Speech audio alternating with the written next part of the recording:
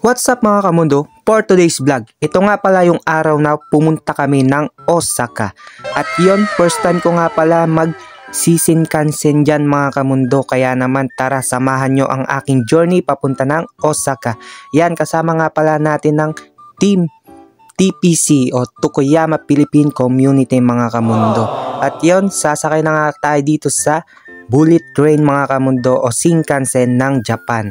Yon, first time nga lang pala nating sumakay dito mga kamundo. At syempre gabi na nga yan mga kamundo kasi kagaling lang namin ng work yan. Tapos diretso na rin kami ng Osaka mga kamundo. Bali 3 nights and 3 days nga pala ang aming tour dyan. At yon, bumaba na nga kami dito sa Hiroshima Station mga kamundo para mag-Norikay papunta sa Shin Osaka. At yon mga kamundo, nandito na nga tayo sa Osaka mga kamundo. At yon, pagkababa nga namin dito sa Shin Osaka mga kamundo, magnonorikay na naman tayo ng local train dito sa Osaka mga kamundo. Patungo sa aming binook na Airbnb o parang hotel na pero magkakasama naman. Hindi siya hotel pero ayun, yun na yun, basta Airbnb. At yon mga kamundo, tara samahan nyo kaming pumunta sa aming destination dito sa Shin Osaka. Sadyang nakakaligaw nga pala dito mga kamundo ang mga istasyon ng train nila dito mga kamundo. Kaya naman kailangan mo talaga si Google dito. At yon, pagkatapos nun nakarating na nga kami dito sa Haru Dream mga kamundo. At ito nga pala ang style na sinasabi kong Airbnb. Yan, ganyan lang po siya mga kamundo. Yan, tamang-tama na rin sa amin yan. Yan, dito nga kami sa guest house, Haru Dream Daikuku.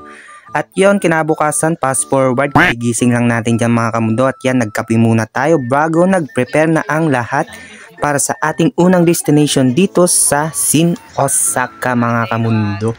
At yon mga kamundo, maaga nga kaming umalis dito sa aming tinutuluyan para puntahan ang isang kilalang sikat na tourist spot dito sa Osaka, ang Nara Park Deer mga kamundo.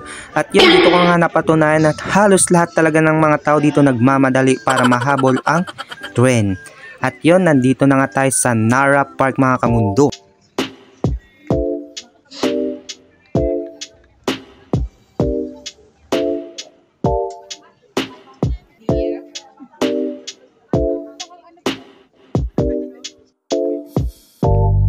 Yun may pamontage pa si Jomski. Talaga naman. At yun, napakaganda nga ng lugar na to mga kamundo. Dating napapanood ko lang sa mga nagbablog dito sa Japan o sa mga Facebook, sa YouTube. At ito, nai-experience ko na ang ganda ng lugar ng Nara Park na ito mga kamundo. Kaya naman kung gusto nyong magpunta dito sa Osaka, huwag nyong kalimutang puntahan din ang Nara Park na ito. At yon, tara, samahan nyo akong pumunta naman dito sa Great Buddha Hall mga kamundo. At yan nga pala ang entrance natin dyan mga kamundo. At yan, nagbayad na nga muna tayo ng ticket dyan. At ito na ang ating ticket mga kamundo. Yan, napakaganda nga pala ng temple ng Buddha na yan mga kamundo. At syempre, sobrang dami din ng mga turista dito. Iba't ibang lahi yan mga kamundo. At yun, bago nga tayo pumasok ng temple, maghuhugas nga pala tayo ng kamay.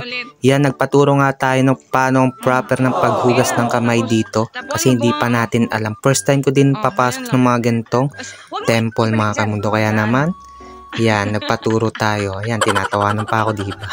At yan, pagpasok mo nga dito mga kamundo, makikita mo itong malaking Buddha dito sa Nara Park mga kamundo. Yan, 2, 3 atang mga Buddha yan mga kamundo.